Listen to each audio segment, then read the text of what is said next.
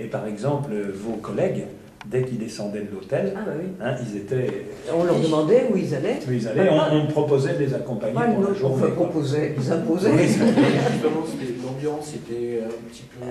C'était quand même tendu. C'était tendu, oui. Alors, il fallait faire attention. Nous communiquions, on avait sur nos portables, on avait... Oui. Alors pour notre part, notre organisation, nous étions par petits groupes, avec chaque groupe un ou deux référents. Et ces référents se coordonnaient, alors les informations nous venaient par ce biais sur nos portables, on savait réunion à telle heure, à tel hôtel, parce qu'on était sur 2 hôtels. Et là, on était dans les chambres, on ne pouvait pas être tous ensemble. Il n'y a pas eu d'arrestation, il n'y a pas eu... Non. Une fois, il y a eu une réunion qu'on a fait vers la fin de la semaine au 12e étage. On a fait une grande réunion, mais à un moment donné, le responsable de l'hôtel est venu en disant qu'il fallait partir, c'était plus autorisé, sinon il devait informer la police. Et on est allé, après on s'est retrouvés dans les chambres par petits groupes. Vous êtes restés combien de jours et de quand à quand? Alors nous étions partis le 25 décembre. Alors toi tu es revenu plus tôt que nous. Moi je suis revenu le 4. Et nous sommes revenus le 6. Parce qu'en fait... Là on a voyagé. Oui, voilà. En fait, quand on a vu tous ces échecs, oui, j'ai pas parlé de Galloway. Parti le 25, vous êtes arrivé grosso modo le 25... On est arrivé dans la nuit, donc on a été vraiment du 26, on pourrait dire du 26. Vous êtes arrivé très tôt le 26 à 2h du matin. Quoi. Voilà. Hein? Mais pour notre démarche personnelle, Malika et moi, au milieu du séjour, je ne vous ai pas dit tous les échecs des cartes, tout ça, mais on a su que du 3 au 6 janvier, il y avait toute une caravane, la caravane Galloway, enfin Viva Palestina, des camions qui apportaient une aide alimentaire, et il était prévu qu'elle rentre par Rafah entre le 3 et le 6. Donc on s'est dit, on va tenter, ce qui fait qu'on a repoussé notre date de retour. Enfin, ça entraînait des frais, mais on a décidé de vivre chichement pour tenir. Et puis nous avons tenté, mais de façon individuelle, par Port Saïd. On est arrivé à Port Saïd, on a eu un taxi là, qui nous a emmenés dans le nord du Sinaï. Mais ce que je ne savais pas, c'est que c'était toute une zone militaire, donc on a très vite été arrêtés à des checkpoints, quoi. Et c'est au 4e. Au 4e. Non, au 3e, mais c'est au 4e qu'on nous a le plus ennuyé, au retour. Voilà, je ne comprenais pas bien. Je me disais, peut-être que notre chauffeur essaye un autre trajet, mais on est resté 6 heures dans ce taxi pour faire quoi, 20 km peut-être. Oui, et il y a eu d'autres personnes qui individuellement ont essayé. Qui n'avaient pas pu aller au-delà d'Ismaïlia. Voilà. Systématiquement, ils étaient très bien renseignés. Et il y a même des gens qui sont, de la grande dame blonde que tu connaissais, là, tu sais, de votre groupe. Ils étaient 4, ils avaient pris un bus comme vous, Monique, et ils sont allés directement vers eux, quoi, à un checkpoint entre le Caire peu après Ismaïlia. Et Ismaïlia, c'est ça. Oui, parce que dans notre tentative, il y a eu l'échec d'écart, puis après, il avait été convenu que par petits groupes, alors ils étaient constitués, même c'est des petits groupes, il y aurait des tentatives en taxi, individuellement. Et puis, il y a eu des échecs, donc tout est tombé à l'eau.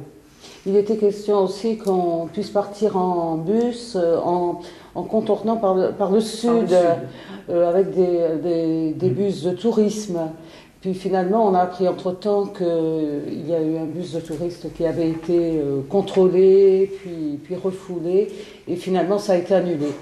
En fait, c'est pour ça qu'on avait envisagé de partir par petits groupes.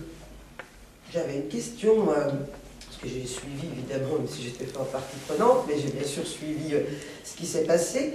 Par rapport aux interpellations qui ont été faites par les responsables des collectifs, des organisations, mais aussi par des responsables politiques en France auprès du ministère des Affaires étrangères et puis de notre gouvernement, le président de la République, et vous, il y avait l'ambassadeur. Quelles sont les réactions des autorités françaises par rapport à... C'est un grand silence. Voilà, je tenais à poser une question. Ils ont assuré service minimum, c'est-à-dire 300 personnes d'un seul coup là, sur le trottoir. Et quand je dis 90 mètres, j'ai mesuré 90 sur 4,5. Et donc, ils ont assuré un service minimum. Il nous fallait passer 5 sas de sécurité pour aller à une toilette. Après, ils ont facilité les choses à un moment donné en amenant 4 toilettes de chantier. Vous voyez les séries qu'on a ici. À un moment donné, on a eu des problèmes importants parce qu'il a fallu présenter les passeports, si bien que par exemple on a eu des retraités algériens qui avaient passé toute leur vie en France. Vous le verrez sur un film que vous trouverez sur Dailymotion, je crois. Vous verrez le monsieur présentant son passeport, passer toute sa vie. Vous voyez, des petits événements comme ça.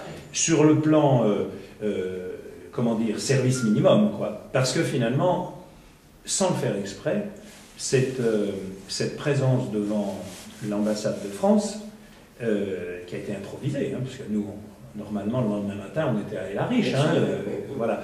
Ça a été un petit peu à double effet, parce que ça interpellait évidemment les populations égyptiennes, qui au bout d'un moment ont su qu'il y avait ce chose-là, et on l'a bien vu, des chauffeurs de taxi qui ne faisaient pas payer, parce qu'on est obligé dans une ville comme Le Caire de passer par le taxi, tellement c'est immense, et puis pour aller un peu plus vite que les transports en commun.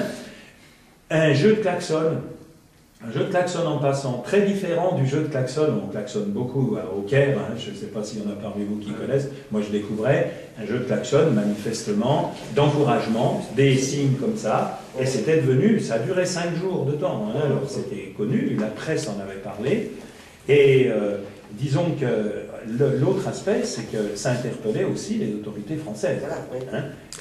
Les autorités françaises, parce que le rôle, revenons à nos buts initiaux, c'était d'interpeller pas tant le gouvernement égyptien que la communauté internationale, et dans la communauté internationale, les États-Unis bien sûr, mais aussi la communauté européenne, qui devrait dans ce contexte-là jouer un rôle très particulier, puisque, on l'avait déjà dit pendant la préparation, Israël est quasiment la 28e étoile de la bannière, et que la communauté européenne a les moyens dans le traité de, comme on dit, pas d'association, il y a une clause qui dit que le non-respect des droits de l'homme et des droits des peuples, comment dire, est une clause d'annulation. Donc, ces moyens existent. Donc, c'était une double interpellation. Disons qu'initialement, ce n'était pas prévu, mais ça a pris aussi cette forme-là, y compris sur les banderoles qui ont été peintes devant l'ambassade de France. J'ai une photo, là, vous verrez, un drapeau bleu, blanc, rouge, où il y a marqué « Israël, je ne me rappelle plus, criminel, France complice.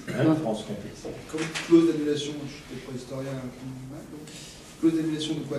De l'accord d'association, qui est un accord qui offre à Israël pratiquement toutes les prérogatives des 27 États au sein du point de vue économique. Et par exemple, la fameuse campagne de boycott là, dont on va parler, dont on va parler dans les jours à venir, dans le traité qui unit Israël à la communauté européenne, il y a précisément une clause qui dit que le respect d'un certain nombre de garanties pour les droits de l'homme doit être respecté. Donc voilà, ça a pris...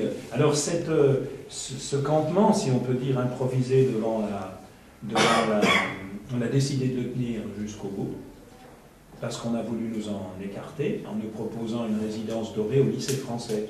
Mais c'était, autant dire, une résidence surveillée dont on ne pouvait plus sortir. Et on aurait été encore plus dans l'incapacité de communiquer avec les autres organisations.